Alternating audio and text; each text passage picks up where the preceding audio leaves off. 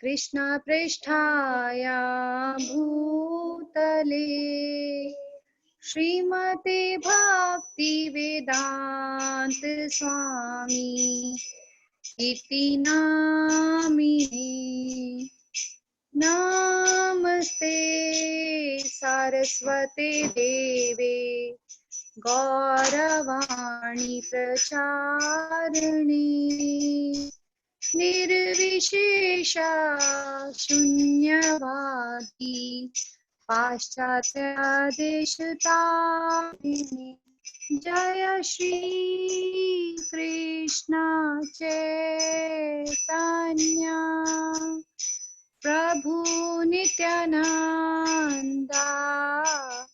श्री अद्वैता गदाधर शिवासादि गौर भक्त वृंदा। जय श्री कृष्ण चैतन्य प्रभु नित्यानंदा श्री अद्वैता गदाधर शिवासादि गौर भक्त वृंदा। जय श्री कृष्ण चैतन्य प्रभु नित्यानंदा श्री अद्वैता गदाधर शिवासादि गौर भक्त वृंदा। हरे Krishna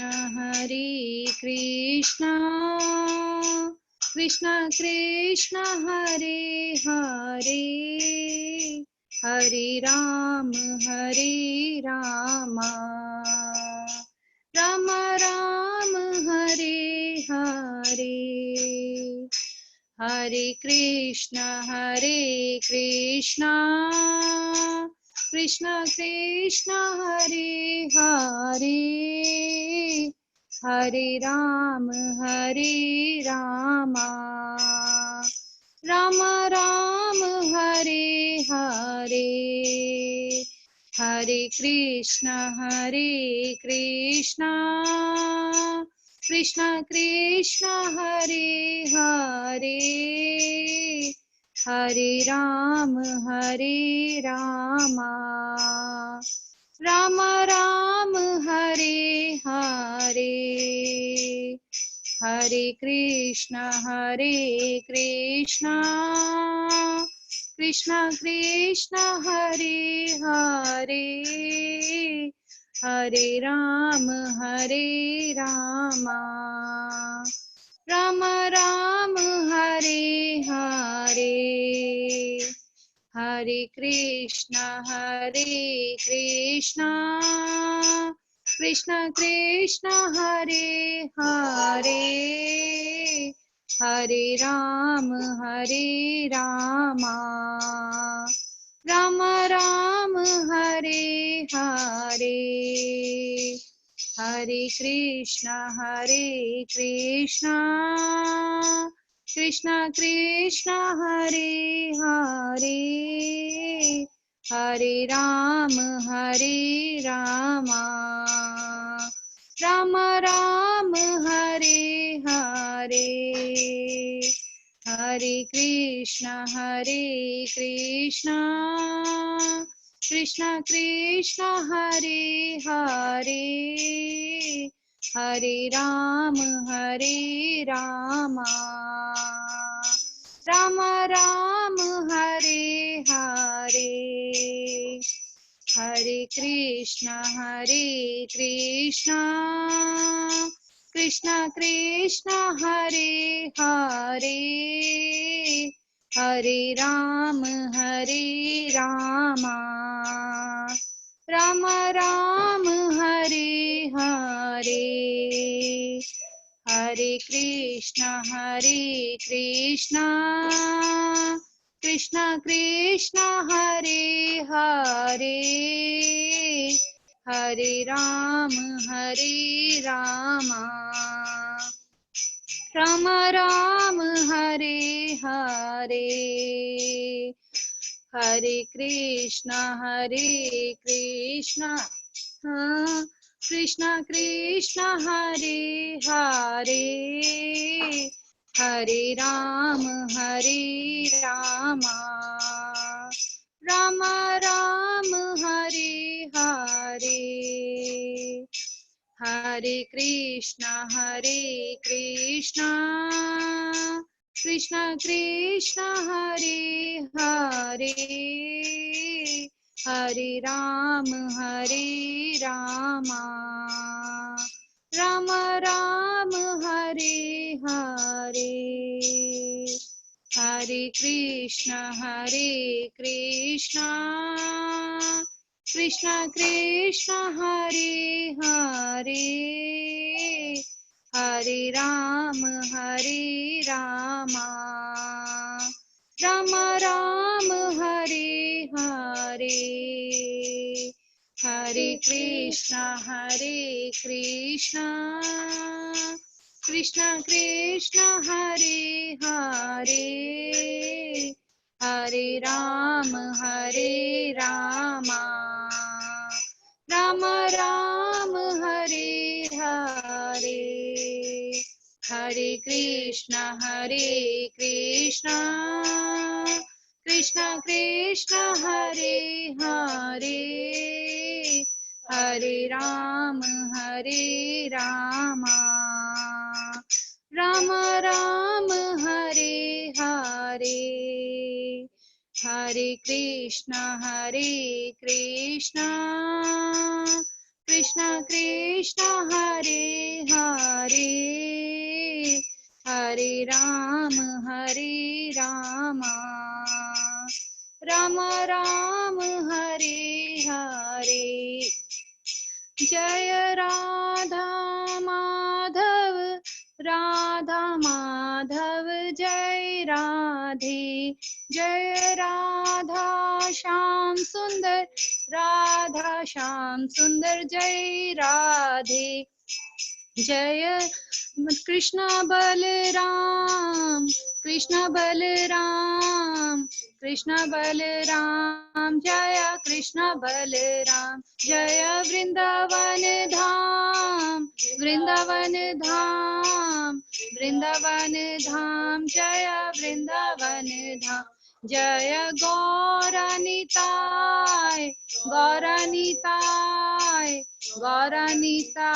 Jaya Gauranitai, Jaya Jaya Prabhupada,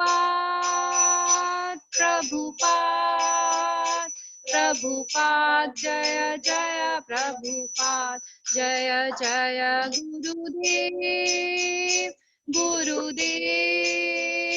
Gurudev, Jaya Jaya Gurudev, Nitai Gaura Hari Bol,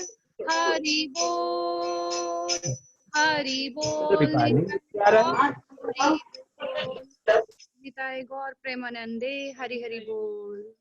Jagat Guru Srila Prabhupada की जय, अनंत कोटि वैष्णव वृंद की जय, हरि नाम संकीर्तन यज्ञ की जय।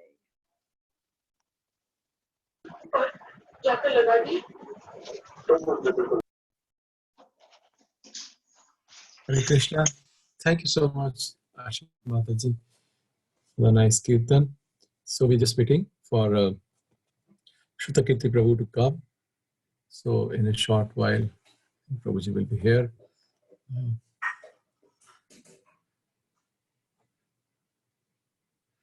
One second. Who else is there?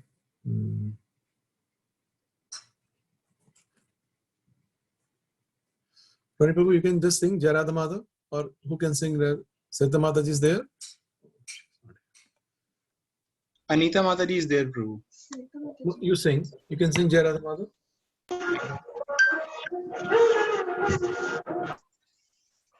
सबको म्यूट कर दीजिए प्रभु जी. I have done that. Okay. Let me start.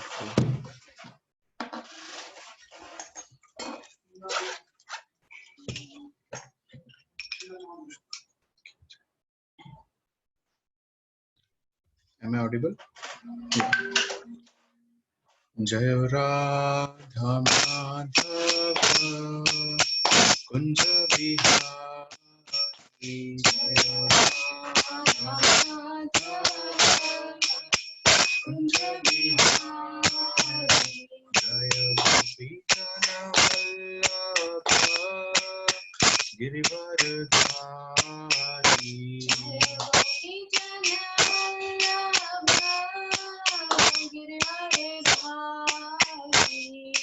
Yashodanandana Bhaja Janarandana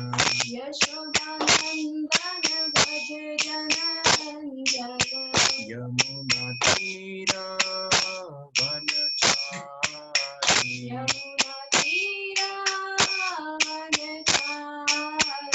Jaya Radha Madhava Kunja Bihari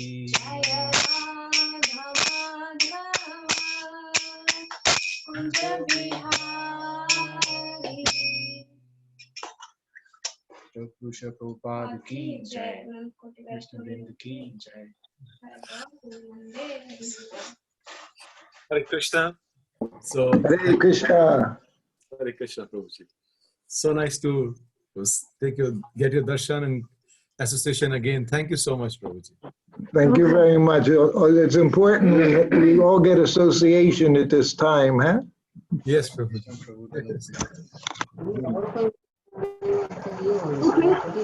We're going? 1, 2, Yes. 3. Yes. So, okay, Namo Vishnu Padaya Krishna Pastaya Bhutale Srimati Bhaktivedanta Swamini Tinamane Namaste Saraswati Devi Gauravani Pachani Nirvisesa Sanyavari Paschachade Satani Vanchakopa Tirubhischa Kripa Sindhubhya Eva Chapatitanam Pavanebhyo Vaishnavebhyo Namo Namaha. So, welcome everyone. Thank you for coming this evening. You know, from the very beginning, of course, Srila Prabhupada, one of the first things he did was have one of his disciples get tape recorder so that he had everything, all of his words recorded. You know, this is how important association was. Prabhupada understood the power of his association. And wherever he was, from the time I was with him, it was one of the few questions I was asked was, do you know how to use a tape recorder? Because we always wanted to record all of Srila Prabhupada's words. Hopefully us as his followers, whatever we do is repeat his instructions, his information to us without changing anything. As Prabhupada would always say, you express in your own words. So, now again in Vrindavan, of course, like I'm sure other places, they've extended our lockdown, it seems, for at least a few more weeks. So this has been very valuable for myself and my wife and others that we get the opportunity to have association with all of you. So I'm very thankful and I'm glad you also appreciate it. Tonight I was going to speak about Amekala Devi, her relationship and with Srila Prabhupada. And the reason I'm doing this is just the other day, the 23rd of April, it was the 10th anniversary of her passing away. Amekala and I, we were married. We were together for just 7 years, from 2003 until she left in 2010. And most everywhere I go, just before coming to Vrindavan, we had spent some almost 3 months traveling through South Africa, Nairobi, Kenya, Mombasa, and also Mauritius, and visited over a dozen temples at that time. And in each place I would speak about her because her life and her passing, it was very, very wonderful.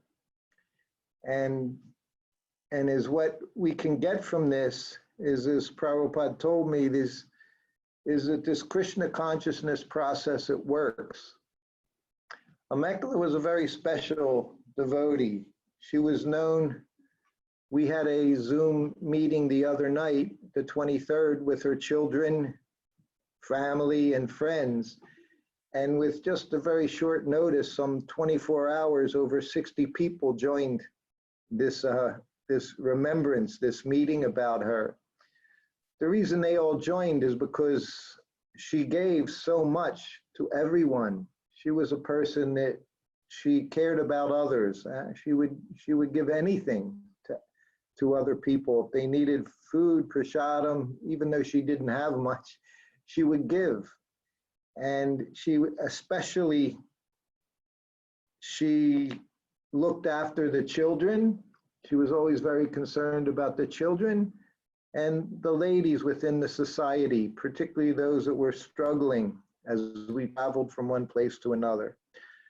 So anyway, I'll start early on. Of course, I was in the USA. I was raised in the USA. She was raised in England. And she joined 1971, the same year I did, although we never knew each other for a very long time. She joined and was able to move into Bhaktivedanta Manor. So, not that I met her, but we crossed paths in 1973 at Bhaktivedanta Manor. And there, of course, she was initiated. And at that time, as Prabhupada's servant, I was a brahmachari when I joined him, and I remained that way for over 16 months. So when Prabhupada was at the manor, of course, every morning I would go on the morning walk. He didn't take a car, he would just walk outside. The manor at Lechmore Heath was a very beautiful area, and in England they have many green zones where you can go through even people's properties where the fields are, and there's walking paths through there. So he would do like that. And she was one of the ladies there. Well, she was a young girl at that time. She was just 18 years old. And when Prabhupada was on his walk, she would be one of the devotee girls who would clean his quarters. At Bhaktivedanta Manor, Prabhupada had very beautiful, it was a manor. So the main quarters, sitting room, bedroom, bathroom, that was all his. And probably together they took maybe 1,500 square feet or so. So she was one of the devotees that cleaned his rooms. So Prabhupada stayed there for 6 weeks. And after he left, a few weeks later, she's still staying at the manor, and I'm traveling with Srila Prabhupada. The other devotee girls, brahmacharinis, are banging on her door. At the manor, most everyone had their own room at that time. There were only 12, 15 people staying there. And of course, the manor was a very large place, so everybody had a room. And the other girls are knocking on her door. She was sitting down reading, and they're saying, Amekala, Amekala, you have a letter from Prabhupada. So of course, she didn't even believe them. She had never written a letter to Srila Prabhupada. And to get a letter from Prabhupada usually meant you had written Srila Prabhupada. Most of the time, 99 out of 100 times, it meant you wrote a letter to Prabhupada and he responded to your letter. But they're banging on her door, insisting that she has a letter from Prabhupada. So she went, she answered the door, and sure enough, one of the girls handed her a little aerogram. And on the outside of the aerogram, it was a Tri Dandi Goswami, A.C. Bhaktivedanta Swami. So she opened up the aerogram, and it was a letter from Prabhupada. And the letter was short, and it said, "My dear Amekala." No, I'm sorry. It said, "My dear daughter." He addressed her as my daughter. "My dear daughter," he said, "thank you very much for cleaning my rooms while I stayed at the manor." And he said, "You should continue in this way. And if you continue your service like this, and you chant your rounds, and you follow the regulative principles, at the end of this life, you'll go back home, back to Godhead." And then it was signed, your ever well-wisher, A.C. Bhaktivedanta Swami. So, of course, this was the most wonderful thing, and such a simple service, cleaning Srila Prabhupada's rooms. But he told her just to continue in that way, and you would have all success in Krishna consciousness. So that was 1973, around September. So then another year or so went by, and soon they had acquired the farm, New Mayapur farm in France. Now, those of you who are familiar with that know they had purchased this castle, which was kind of deserted. It had been overrun with people living there. Now we would say there were homeless people, drug-addicted people, alcoholics. They had taken over the place. So the devotees were able to buy this place. And after they bought it, I believe Bhagavan, he arranged for several devotees to come. In Hansaduta, they had devotees come from the manor. Some devotees came from Paris Temple. And over a dozen men went there for the purpose of cleaning up this place so they could make it a nice temple. And they had one lady go there, one young lady go there, and that person was a Mekhala. And her purpose in going where was to cook for all of the devotees, which for her, she said it was one of the nicest times she had in Krishna consciousness, being there in New Mayapur and cooking for all of the devotees. So in 1976, Prabhupada finally went to New Mayapur. And when he went there on this trip, his servant was Upendra. My very dear god brother and friend Upendra Das was Prabhupada's servant. And they brought Kashuri. Some of you may know who Kashuri is, our god sister who cooked for Prabhupada here in Vrindavan, and she was cooking for Prabhupada there as well. So one particular day, Kashuri asked a Mekhala to help with the cooking. And she told her that she had to go to town. Now this was in New Mayapur, so this was out in the country. And the town meant it was about a half hour away. It was a small village. And Kashuri told a Mekhala to go to town and get chapati flour, because of course Prabhupada ate chapatis every day. So Mekhala, again, she's still just a young devotee lady, and she followed the instructions. She went to town, and of course, there was no such thing, 1975, of chapati flour, particularly in a village in France.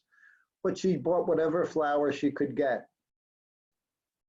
And she went back to the farm, New Mayapur. And she didn't say anything. She was petrified to say that she wasn't able to get the proper flour. And of course, Kashuri's telling her, you make chapatis. So she made the dough and she rolled out everything. And after some time, Upendra came into the kitchen.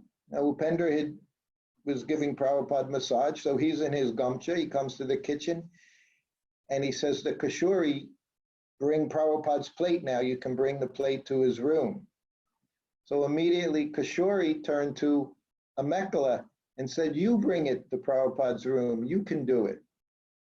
So Mekhala didn't want to do it because, of course, she was very shy, and she was also afraid because she wasn't sure about these chapatis that she had made. So she said, no, she said, Upendra, you bring the plate up, she said. And Upendra said, no, he said, you bring it up. He said, and don't worry, Prabhupada's in the bathroom. He's taking baths. So you just go into Prabhupada's room and you can put the plate down on his desk. So Mekhala agreed, and she grabbed the plate, had the chapatis on it, sabji, dal, rice, like that, and she goes upstairs and she opens the door and she goes inside, closes the door behind her, and when she turns around, of course, naturally, Prabhupada walks, he opens the bathroom door, he walks out of the bathroom, and he's in his gamcha. And as soon as she saw Prabhupada, of course, she's standing there and she's frozen. And Prabhupada looked at her, and he had this little smile on his face, and he looked right at her. He said, you couldn't get chapati flour? And Mekla, of course, didn't even know what to say. She hadn't even said a word to anyone. And Prabhupada immediately just asked her, you couldn't get chapati flour. And then he just laughed and said, no, no. He said, that's all right. He said, don't worry. He said, you can put the plate down on the table. So she put the plate down, of course, and she ran out of the room. Now her job was to keep making chapatis, because you would bring one chapati at a time. But that happened, of course, 1976. She told me that when we got together in 2003, as we were traveling around, as I was traveling around telling different stories about Srila Prabhupada. She never forgot that, because Prabhupada knew exactly. My experience was always like that as well. You could never trick Srila Prabhupada. You could never fool Srila Prabhupada. He always knew everything, what was going on. So her next experience with Srila Prabhupada came not much later. I think I said it was 75. It was 75, not 76. So now, somehow or other, she winds up in New York City as a devotee, 1976. And she's staying at the New York Temple, which now they had just procured whatever it was, I think 12-story building on 55th Street in Manhattan. And Prabhupada was very proud. From a little storefront, 26 Second Avenue, now they had a skyscraper. As Prabhupada would say, skyscraper. But not this one, this was skyscraper. This was our temple. So now she's doing service there at 55th Street, our ISKCON Center. And of course, being there in Manhattan, down in the ground floor, they had Govinda's restaurant. So she was helping cook at Govinda's restaurant there in Manhattan, at Govinda's. So there was one person would come to this restaurant. He was a devotee, or as the devotees there would say, he was an ex-devotee, or we said in English at that time in the US, he was a bloop devotee. He had fallen down. And he was in such a bad state that no one would speak to him. Even he came to the temple. Of course, he only came to take prasadam. He still had attraction to prasadam. He wasn't following any of the principles. All 4 of them he was breaking. And of course, this was some of the gossip that would go around the temple there in New York, that he was eating meat. Even he was eating meat. And he had been a sannyasi. And he was also one of Prabhupada's cooks. When Prabhupada traveled, when he was there, he would cook for Prabhupada. So he was an experienced cook. He had joined early, 1968. And so he learned even from Srila Prabhupada how to make different preparations. But now he was fallen. And because he wasn't following the principles, and worse than that, he was sometimes, the devotee said he was offensive. He was committing Vaishnava aparad, because he would complain that before he joined, he played electric guitar, and he was in a little band, rock band, and then he became devotee. So after leaving, even when he would go to Govinda's and he would eat, he would complain that he missed his opportunity to be a big rock star, because he gave his life to Srila Prabhupada. He gave those years to Prabhupada. So the devotees didn't want to hear from him. Of course, the person telling me all this is a Mekla, because somehow or other, she was talking to him. She was friendly. A Mekla was friendly to everyone. She had a very big heart. She had a lot of room in her heart for all people. And she saw him as a devotee, even though he was fallen, in this fallen state. So she would be nice to him when he would come. She was the one person would spend a few minutes talking to him as he sat there and ate his prasadam. So this went on for some time. And one day, of course, Prabhupada came to New York to stay at the temple there on 55th Street. So all the devotees are out in front of the sidewalk, very wide concrete sidewalk, and there's a few dozen devotees from New York, and they're all standing there chanting because they're waiting for Prabhupada to come from the airport. So she's also outside, and she's on the curb, and they're chanting, and all of a sudden she sees this devotee, this fallen devotee, starts walking up the street towards the devotees. And of course, he walked right up to her because she was the only one to talk to him. And she said, why? He said, why is everyone out here? And of course, she became in anxiety. She said, oh, well, Prabhupada's coming. We're waiting for him. He should be here anytime. He's coming from the airport. And he said, well, I just came to eat. This is the situation he was in. He was in not a very transcendental way. So sure enough, as fate would have it, as they're standing out there and he's standing right next to a Mekhala, he's ready to go inside to take prasadam, and the car pulls up with Prabhupada in the car. He's sitting in the back. And there were, the sannyasis were there, Tamal Krishna Goswami, and different Maharajas were there. And of course, ran to the car door and opened up the door. And they wanted to usher Prabhupada right into the temple room. So Prabhupada got out of the car, and of course, standing on the side there by a Mekhala was this devotee. And he has, of course, now he has long hair down below his shoulders. He has a beard, big black beard. And Prabhupada gets out of the car, and of course, naturally, he immediately sees him. And Prabhupada just walked right up to him. And he went up and he said, you'll cook for me while I'm here? And as soon as he said it, some of the devotees, these two sannyasis, they went up to Prabhupada and they're whispering in his ear, Prabhupada, he can't cook for you. He's eating meat. He's offensive. Prabhupada had a way, when he didn't want to hear something, he was very expert at not hearing, not paying attention. I've also experienced this. And Prabhupada, again, he looked straight at him and he said, you'll cook for me while I'm here? And the devotee just looked at Prabhupada. He said, yes, Prabhupada, I'll cook for you. So the time Prabhupada stayed there, of course, he got to cook for Prabhupada. And out of all the devotees there, who got to help him? A Mekhala, the only person who even spoke with this devotee. Huh? So this was, of course, Prabhupada's compassion.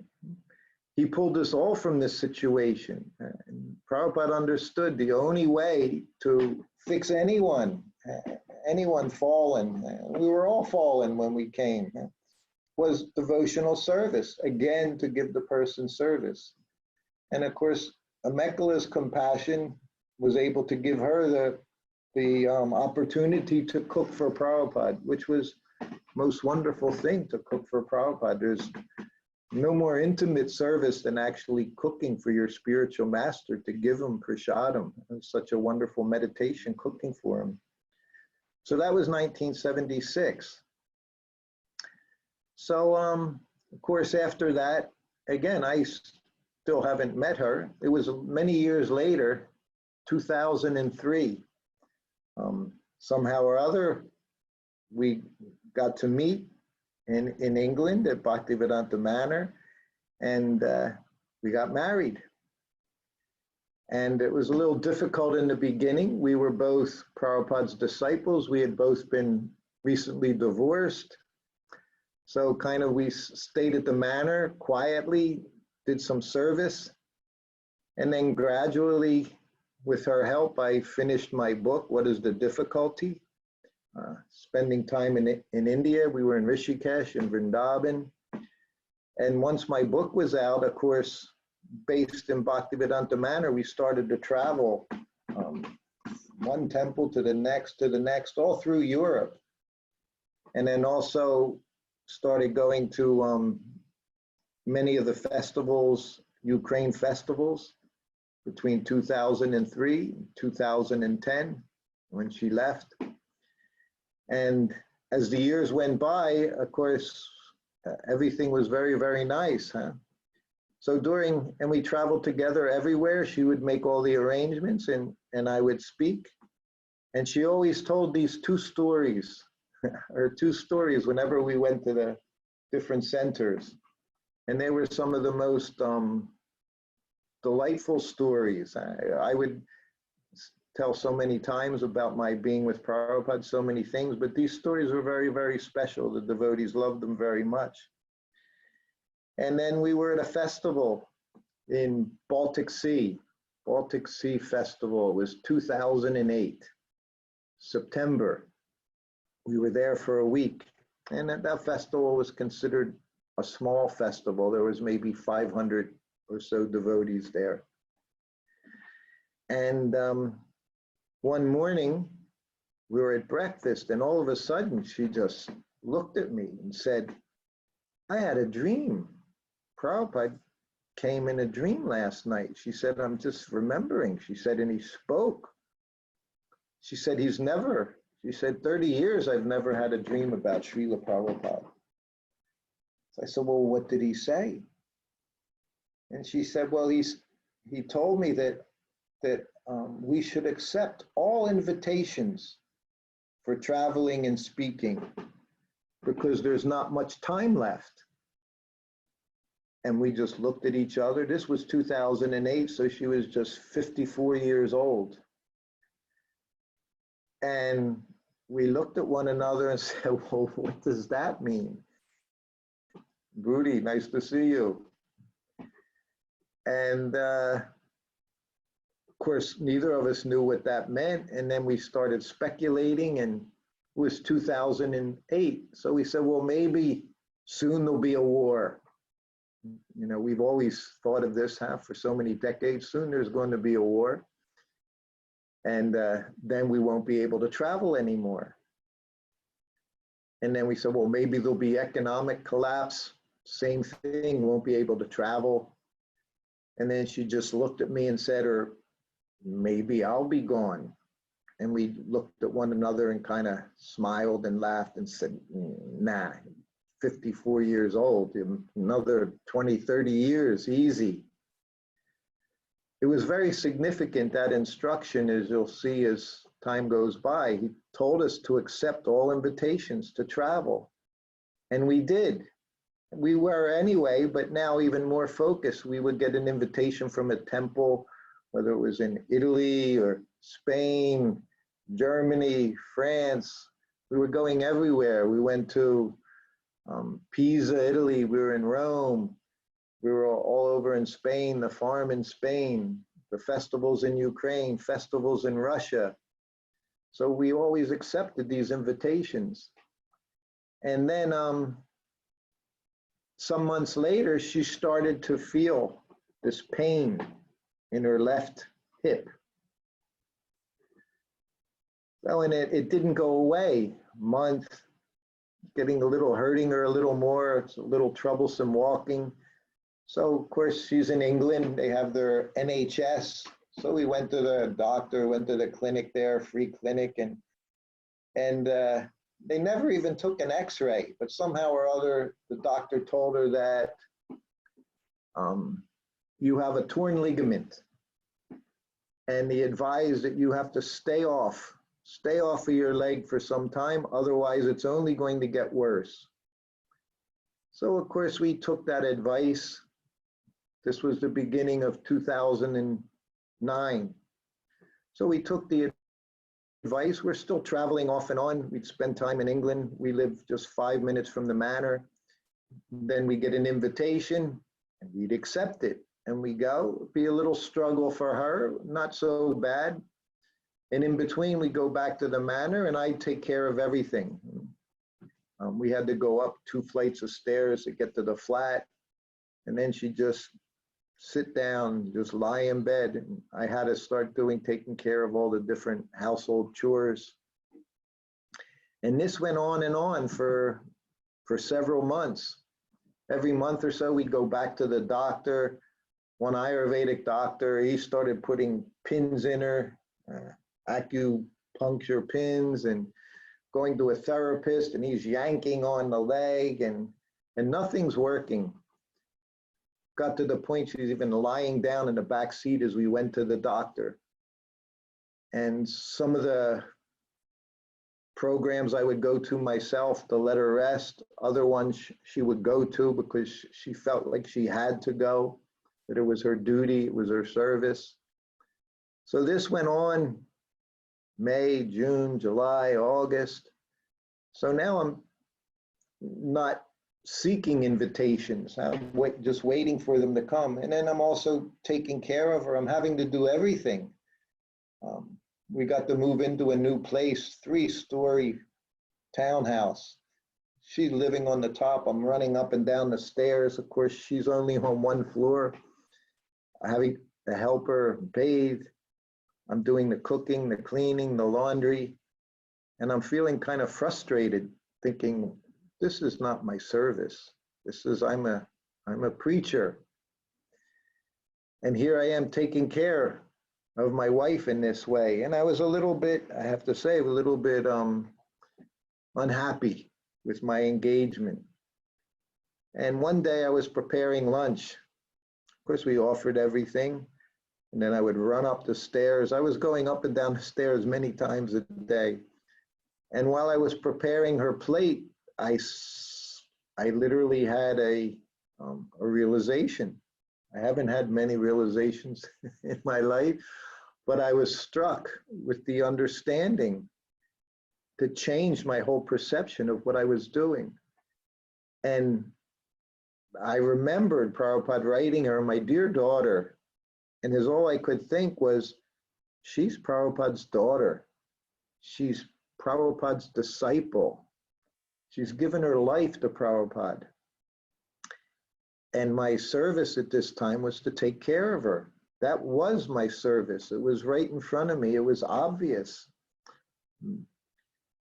You know, I was Prabhupada's servant until the middle of 1975.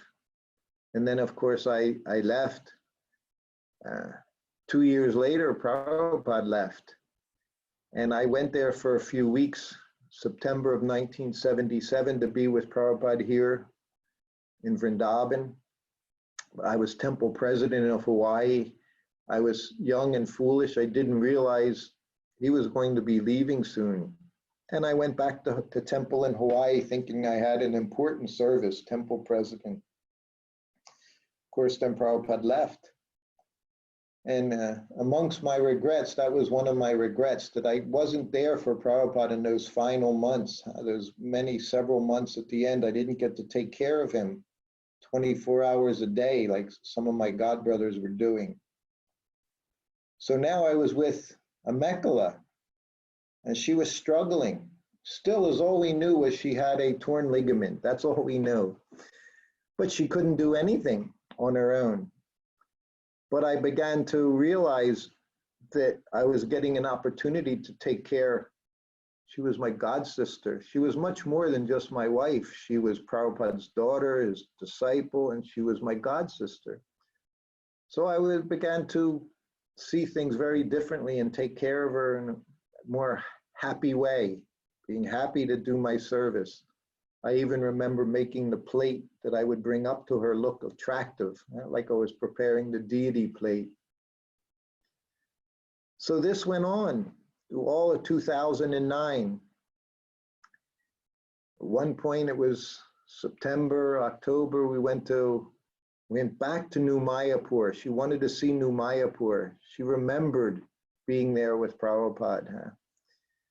And I was speaking at one morning, 1 hour, sometimes I would speak longer, all 2 hours, and she was in the audience sitting in the chair, and she was motioning to me to stop. She was in so much pain that she was telling me to stop from speaking, which I eventually understood what she was doing, and I did. So we went back to the room. Again, I had to help her to the room. So it was finally just the day after Christmas. In England, they call Boxing Day. Now, by this time, literally, I'm taking care of her 24 hours a day. I have to bring her to the bathroom, take her from the bathroom, just like I did with Prabhupada, those 2 weeks I was there in September of 77. But the pain got so bad that we finally called up the hospital. So an ambulance came and picked her up on December 26, 2009, and took her to the hospital. It was 1 o'clock in the morning. We had to sit in a waiting room for over an hour, and she couldn't even sit in the chair. She was lying down on the floor in the hospital. Finally, they admitted her into a room, and because it was the holidays, Christmas time, New Year's time, even the hospital staff was very limited. So she was in there.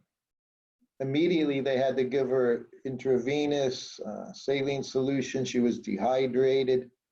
They had to give her blood. She was so anemic. And finally, after a week of being in there and doing CAT scans and MRIs and this and that, they called us into the room, sat us down and told her she had a non-Hodgkin's lymphoma cancer, stage 4. For a year, they've just said she had a torn ligament, never even took an x-ray. So now, of course, she's in the hospital and they're taking CAT scans, which is like multiple x-rays, MRIs, this and that. So they came to the conclusion that she's stage 4 cancer. And if you don't do something immediately, very soon she'll die. We had often had conversations, sometimes we would have conversations about what we wanted to do. Just like Prabhupada said, don't take me to the hospital. We thought we never wanted to do such a thing, never wanted to go to the hospital. But somehow or other, now we're in the hospital. So of course, their advice was very typical. They said, you have to do chemotherapy, otherwise she's going to die. So, and they have a way of putting a lot of pressure on you. Then they left us alone and we talked, we tried to figure out what we should do. And we decided to give it a try. So it was about January 15th when she had this first most dramatic chemotherapy chemicals put into her body in the hospital. So it's a very long story. I there's so many things I could say, but anyway, after the chemotherapy, their thing was, when you feel okay, you can go home. After the chemotherapy treatment, is all she wanted to do was go home. She just wanted to get out of the hospital. And to do that, she had to be able to keep food down, keep drink down, of course, which she couldn't. But when they asked her, and she told me, and we both told, yes, she's fine. She's eating, she's drinking. So they let us go home. I had to learn how to do many things taking care of her.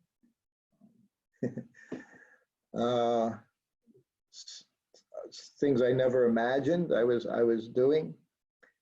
And of course, as the days went on after this chemotherapy, she became more and more drained because the treatment is most severe. Your entire immune system is shut down and your stomach becomes like glass, raw. She couldn't eat anything. She couldn't keep anything down. She didn't take number of medications they gave her for nausea, for this, for that, for so many things. Everything upset her. So we're home. We're in and out of the hospital a few times during this. And of course, I had to learn to always be there with a little pot or a lota because nothing was staying inside. So after about a week, so now it's about January 22nd, and she becomes very, very ill. And because of her immune system being so shut down, she developed sepsis. Her whole body just became septic. Her blood became infected. So she never wanted to go back to the hospital, so we avoided calling, avoided doing anything until we couldn't wait any longer. And we're staying in our house there near the manor, and she's burning up with fever. Her fever is Celsius was about 41 degrees. So that's about, I don't know, 104, 105 degrees. Incredibly, incredibly high. We shaved her head at one point because her hair started falling out. She looked very transcendental. With the fever, her eyes were all glassy, but she always had this smile on her face. And she thought she was about to die. And she told me she was ready to go. She said she doesn't want to go to a hospital. And I said, whatever you want. We discussed all of these things, and I'm there to support you. Whatever you want to do, we'll do. And she said, well, call them at the manor, let the devotees start coming. So within the course of the afternoon, over 100 devotees came from Bhaktivedanta Manor area. There was constant kirtan going on one floor. Devotees were doing pujas on another floor. All around the world, devotees were chanting now at different temples here in Vrindavan, in Los Angeles, different places, of course, New York, and at the manor itself. And she wanted the devotees that were coming into her bedroom, one at a time, just offering their respects. And then at one point, she just became so overwhelmed by her fever and exhaustion and the condition she was in. And we decided she just needed to rest. So we stopped all the visitors from coming in, and I just sat with her. She was lying in the bed, and I was always sitting with her.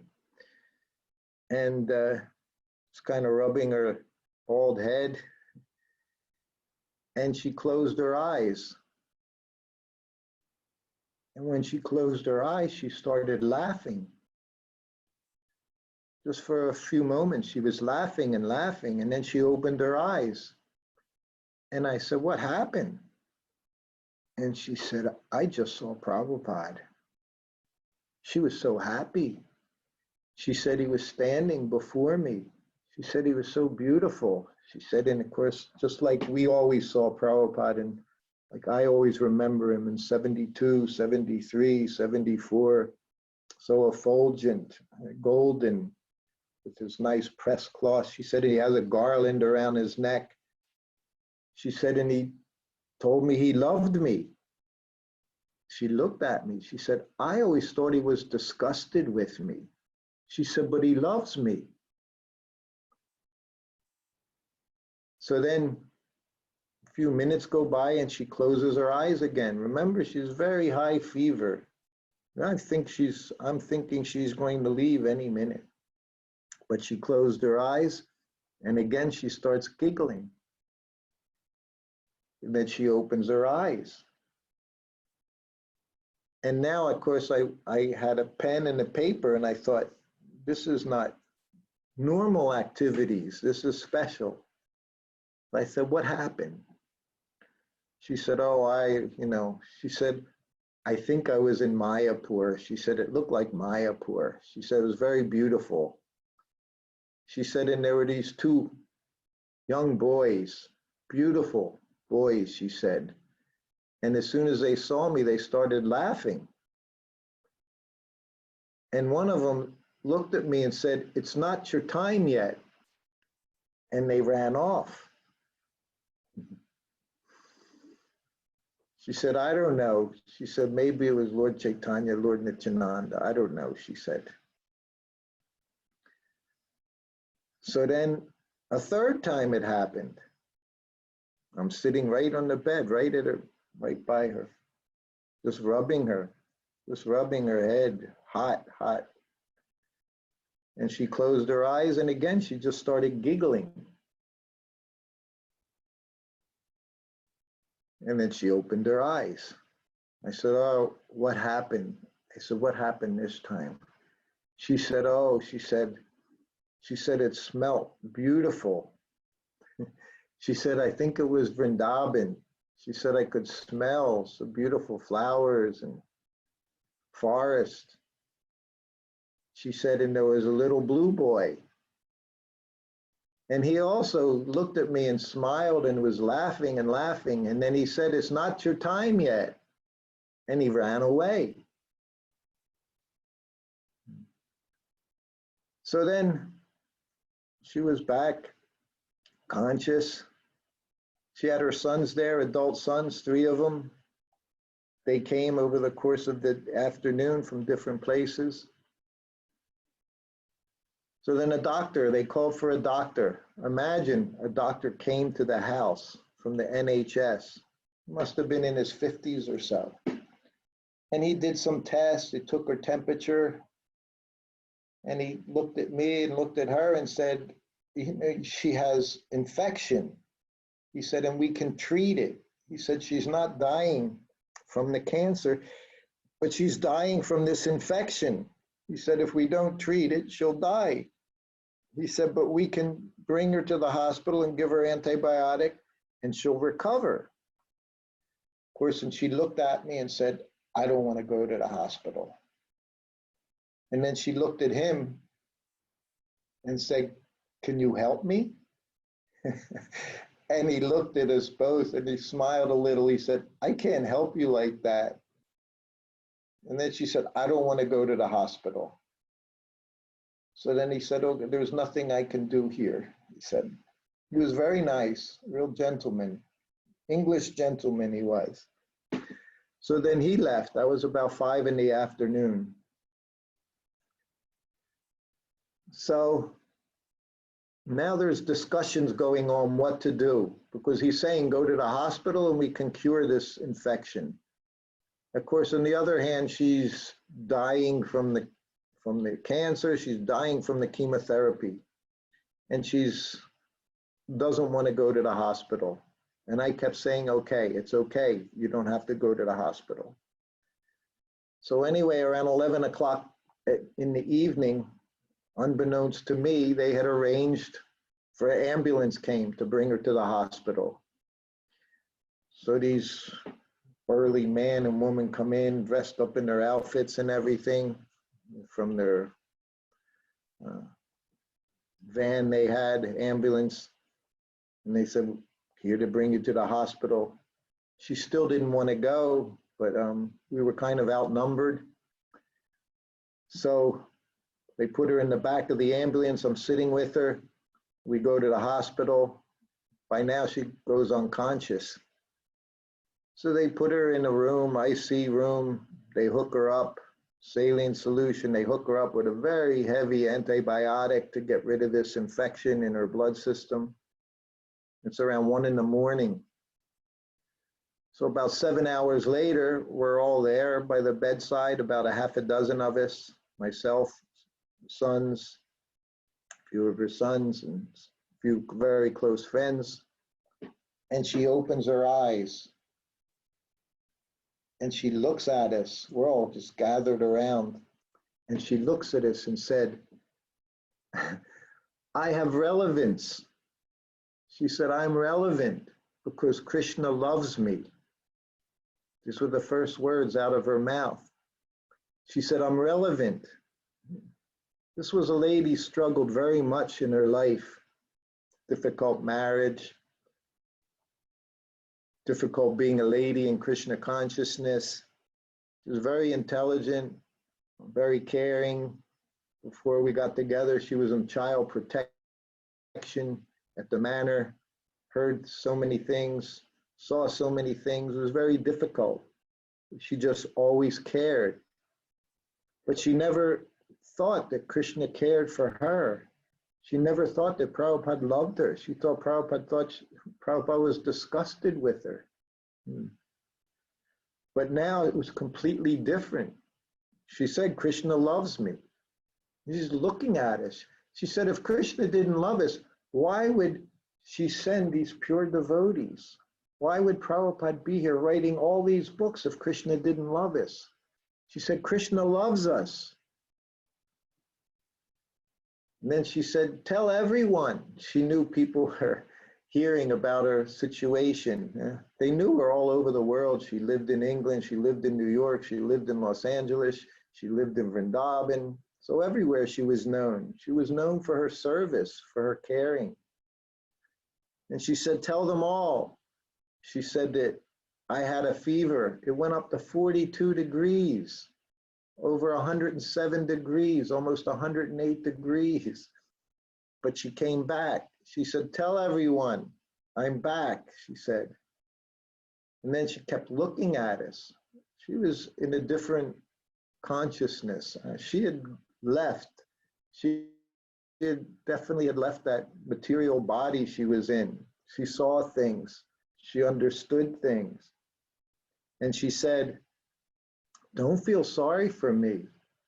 She said, "I feel sorry for all of you." She said, "You're all going to have to go through this." She said, "I've already gone through it." So they released her from the hospital. We took her back home. And she was definitely not in her.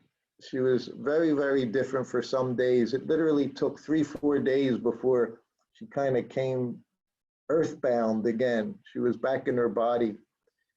She was born in Manchester, England, just near Manu Stadium. And she learned from very early on, she was a very big Manu fan. Big Manu fan. But after she got back to the house, of course, we had a television. There was a game on. She never missed a game. It was a little battered. We never missed a game.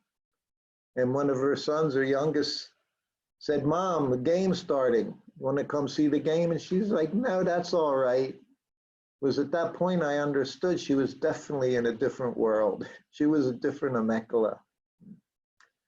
So that was January, around January 22nd. So as she was told by Prabhupada and Gaura, Lord Krishna, it wasn't her time yet. So she didn't die. She was around for 3 more months, 3 more brutal months, so much pain. She never took painkillers because it upset her digestive system so much. She couldn't eat anyway, but even besides not eating, drinking little water, having little prasadam here and there, she couldn't take painkillers, but she never complained. Sometimes she would say to me, "I must have done such bad things in my last life," she would say, "to have to go through this." And that was the extent of her, comments about it. She just accepted it. So over the next 3 months, many things happened. And later on, I could see that Krishna just made all arrangements for her to leave, to let go of her attachments. Because actually it's our attachments in this material world that gets us our next body. That's why we come back. We come back because of our attachments and our aversions. But with friends, family, with children, he just arranged that somehow or other she was able to let go of these things. She was an Irish girl, mother. She was mother's mother. She was so attached to all of her children, loved them so much, just wanted to see them become devotees. And they're all wonderful devotees. She accomplished what she wanted. That was always her concern, that they were devotees, and her concern was taking care of the devotees. So over the next 3 months, my business was taking care of her 24 hours a day. At one point, in March, I actually had to leave England because my 6-month visa was about to expire. And I left, I arranged a trip to Germany. I went for a few days and came right back. It was brutal going away, but I had to do it just for my visa status. So we did that. And then I came back. We were in this, like I say, this 3-story flat. She always wanted to have a nice new townhouse. And she got that too, with a garden in the back. Interesting how things happen in our life, how Krishna fulfills our desires somehow or other at different stages. She always wanted to go all around to Europe. We went to all these places, all the temples. We were in the farms in Italy, Villa Vrindavan. We went to Rome. We went to Venice, and always connected with the devotees. So she got to satisfy all these desires she had, before she left. Krishna was satisfying all of her desires. And she was in and out of the hospital a few times. So then finally the time was getting close. It was April 23rd, she left. So it was a week before, and a place opened up in a hospice, St. Francis Hospice. It was just about a half hour from the temple and about 10 minutes from a field in the forest where there were bluebells. We would go see these bluebells bloom every year in the spring. Very special flower in the forest, whole acres and acres of these beautiful blue flowers. So it was right by that area. And this hospice was also very, well, maybe it wasn't unique. It was very interesting. The whole hospice was women, nuns and their helpers, associates, volunteers. Everyone was a woman. There was one man in the whole hospice, and he was in the kitchen. He was the cook, because of course he could carry the big heavy weight and everything. So we were there for some days, and she kind of went in and out of consciousness as death was approaching. And finally they said there's like 48 hours, 24 to 48 hours. So of course we told everyone. Some of her children came from California. They came to Bhaktivedanta Manor, her son. Other son came from the Cotswolds. He was with me day and night, helping, taking care. And I got a message from Radhanath Swami. Of course, he was in Mumbai, he was in India. And from the day she went into the hospice, a peculiar thing happened. There was a volcano in Iceland. Some of you may remember, this was, of course, almost, this was 2000, it was 10 years ago. But there was a volcanic eruption in Iceland, and because of it, they shut down the airports. All in Iceland, all the airports in England were closed, and even some of them in Europe were closed due to this cloud cover, this, call it in Hawaii, we call it VOG, volcanic smog, VOG we called it. So because of this VOG, they had shut down all these airports. All the airports in England were closed. But Radhanath Swami had a disciple who, well-to-do businessman, and whether he had a private plane or leased a private jet, he had business in Africa. And he told Maharaj, if you want, he said, you can fly with me to Africa, and then instead of going to India, we can fly to England. I can get permission to land in this small plane. So the evening before she left, Radhanath Maharaj showed up at her bedside, as well as in and out 200 devotees from the manor all came to pay their last respects to her, this wonderful Vaishnavi. And he came and sat next to me all through the evening. He just chanted. When he arrived, of course, he immediately went up, offered his obeisances, he touched her feet to his head, and just sat there and chanted. So then it came to about 10 o'clock at night, and I was, of course, there day and night, resting in the same room with her. They gave me a place to lie down.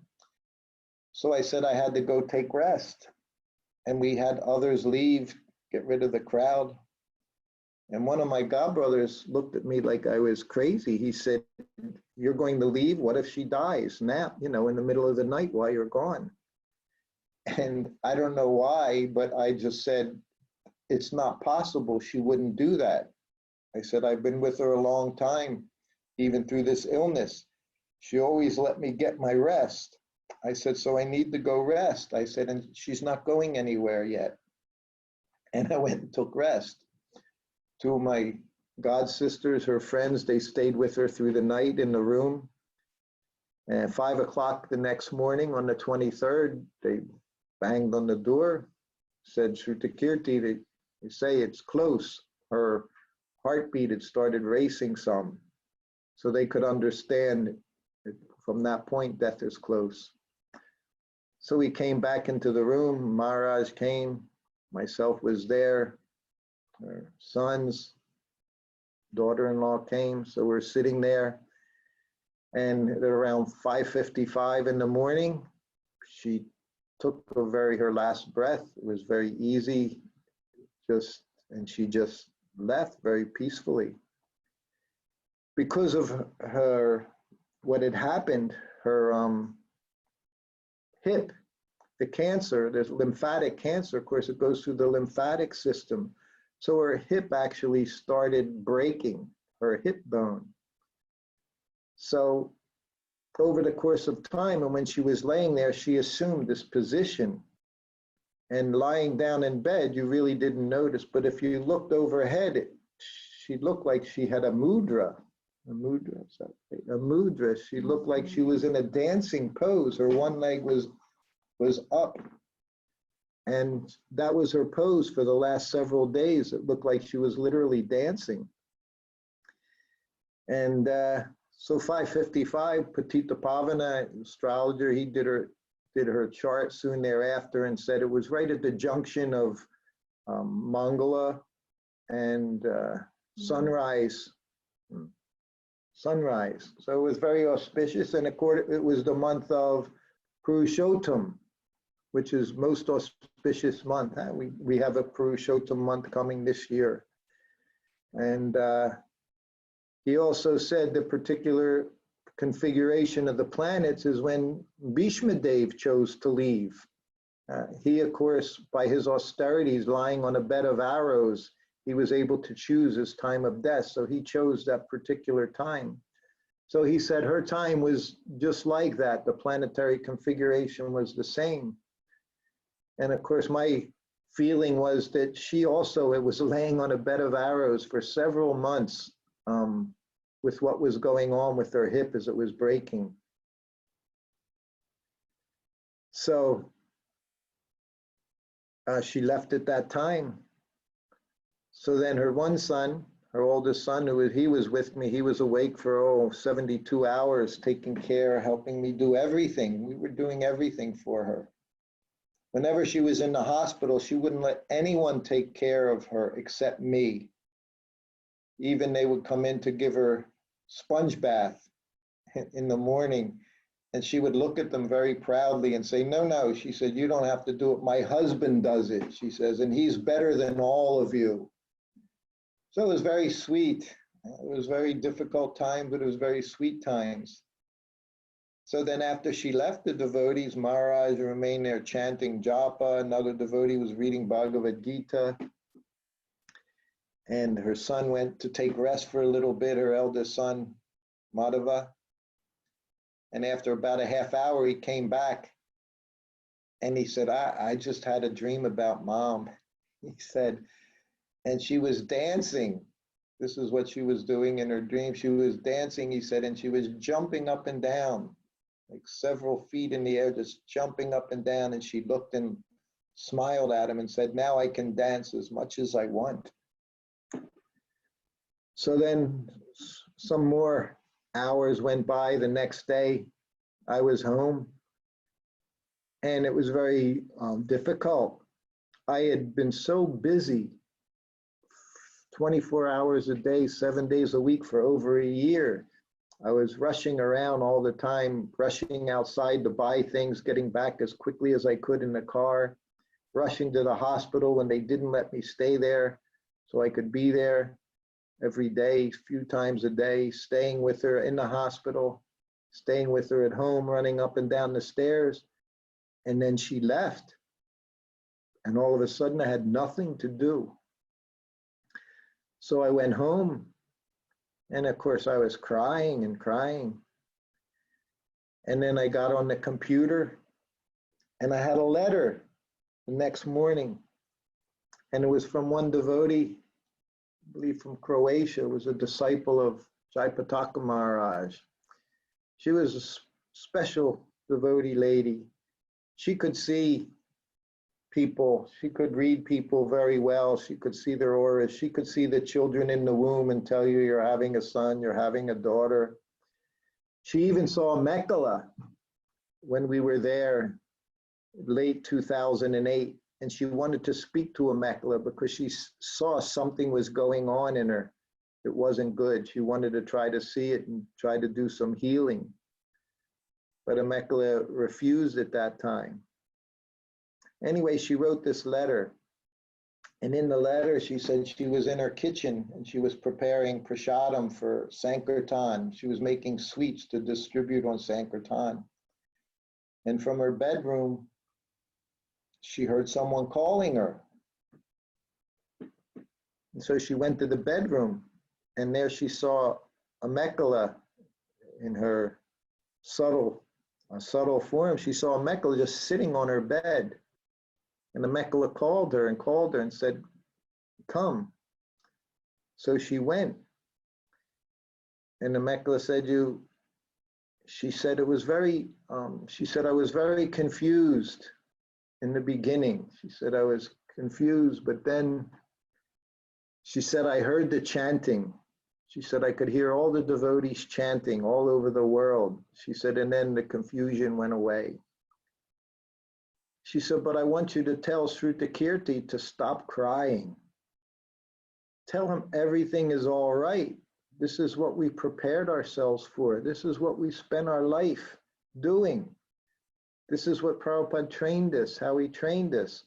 She said, tell him he doesn't need to cry. I'm fine. Everything is good.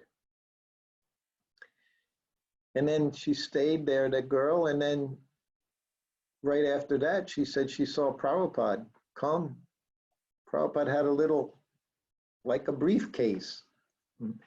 And he came and he took Amekala by the hand and said, it's time to go. And they left. Prabhupada says that Krishna has an accountant.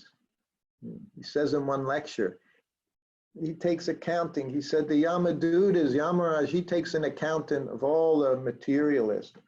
But Krishna has an accountant that they take all the activities of the devotees, of what they do. And then they take care and bring that devotee back home. So I don't know what was in this case, but she said there was a case there and Prabhupada took her by the hand. His daughter, like I say, as I took care of her for the last year, I realized she was much more than my wife. She was Prabhupada's daughter. She was Vaishnavi, and she deserved to be taken care of as she had taken care of everyone she met in the course of her life, especially as a devotee.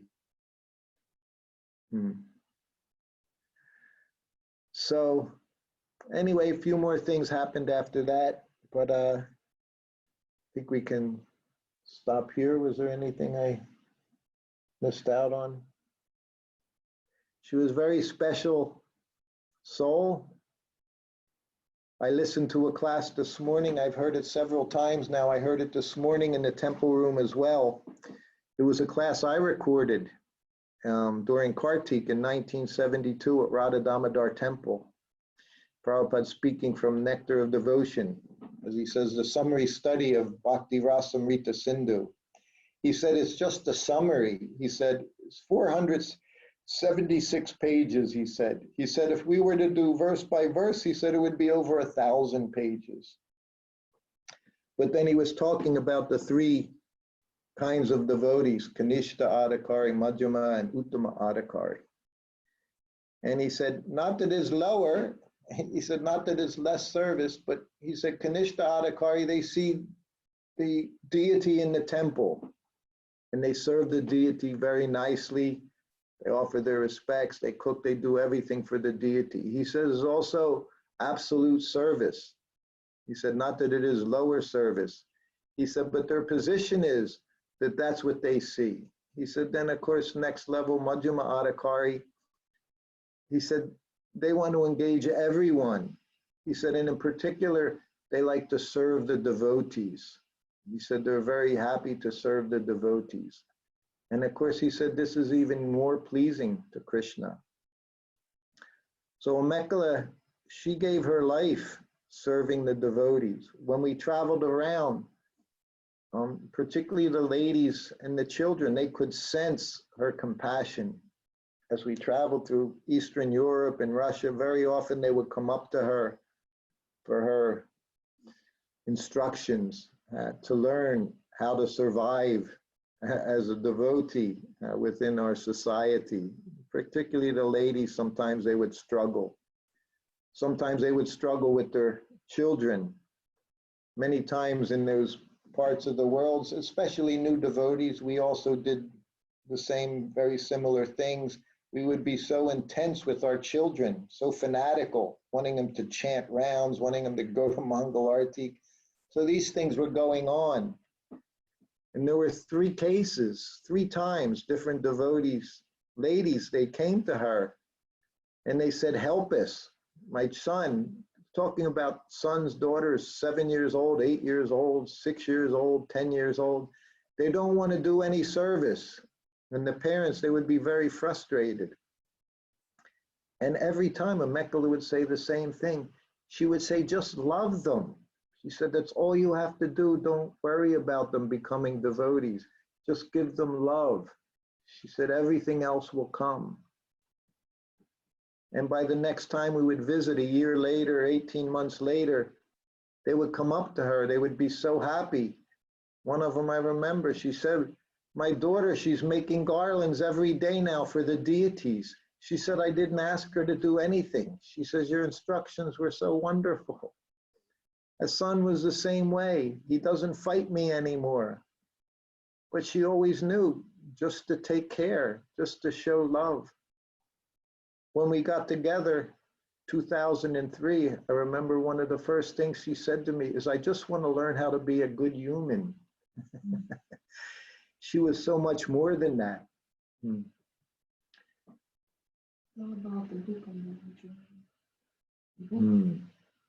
So then, a few weeks after she left, of course, I had to get out of England as soon as I could. I just didn't want to stay there. It just reminded me so much of her. I made different arrangements. I traveled. I wound up with some friend devotees in St. Lucia. And I just started writing my experience with her at this time. And of course, in the course of time, the name of the book became Relevance, the story of a Mekhala. But while I was doing it, another dream came. And in the dream, Prabhupada said that it was very important to write about the devotees who leave this world and tell how when they leave, what is the word? Yeah, to explain to the devotees in our society that this process works. It's everything I saw with the Mekhala as her life was closing, as she was able to let go of her attachments, as people maybe that weren't real friendly over the course of time, they were able to make up, to become friendly. How her children, she was able to see they were growing up, becoming adults. She didn't have to take care of them anymore. It wasn't her duty anymore. She had to make her own way, prepare for death. So all these things happened.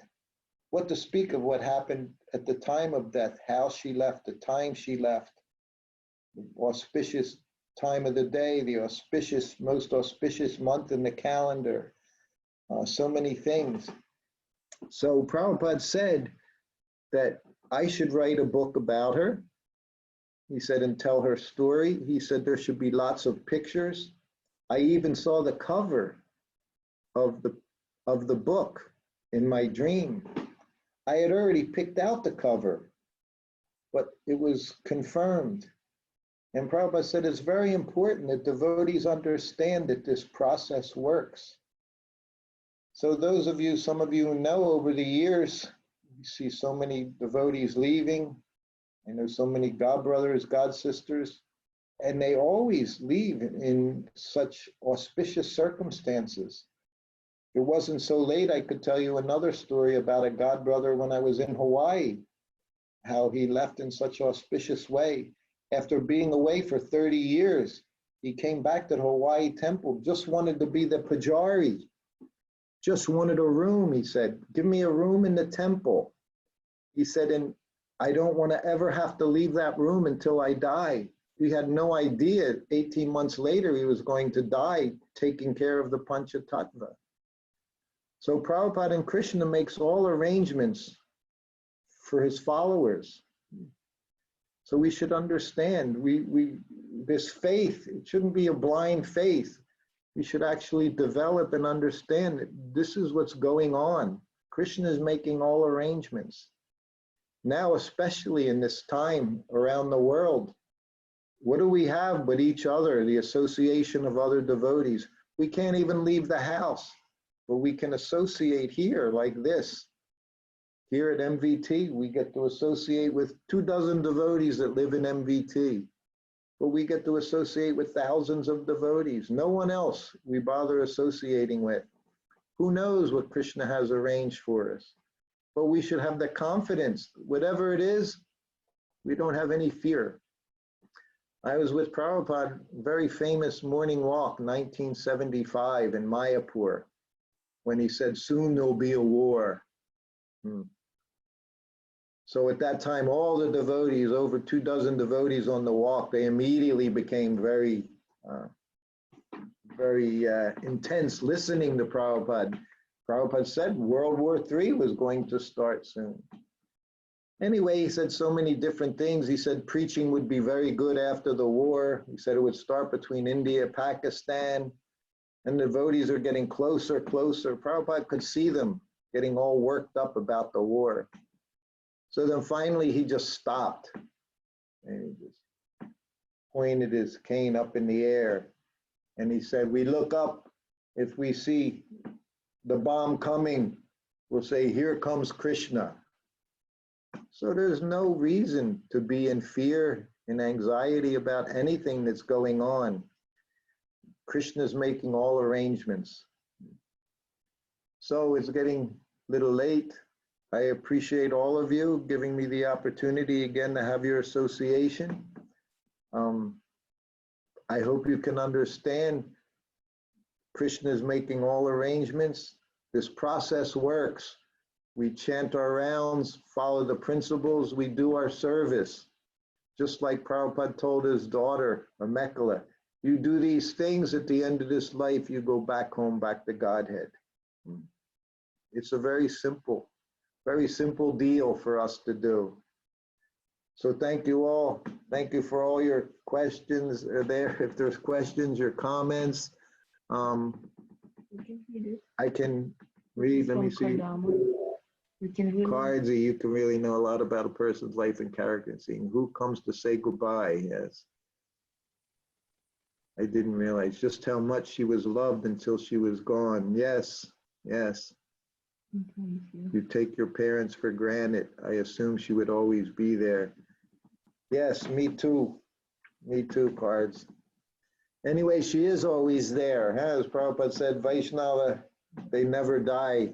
Just like Amekala, she's more with us now sometimes than even when she was here. People ask me about Prabhupada, what was it like to be with Prabhupada? And I say, I feel his presence more now than I did sometimes when I was even giving him massage, touching his body, because my consciousness could be 1,000 miles away. But here with the devotees, consciousness is very fixed with Prabhupada. It's fixed with your mother. These are Vaishnavas. They're with us eternally.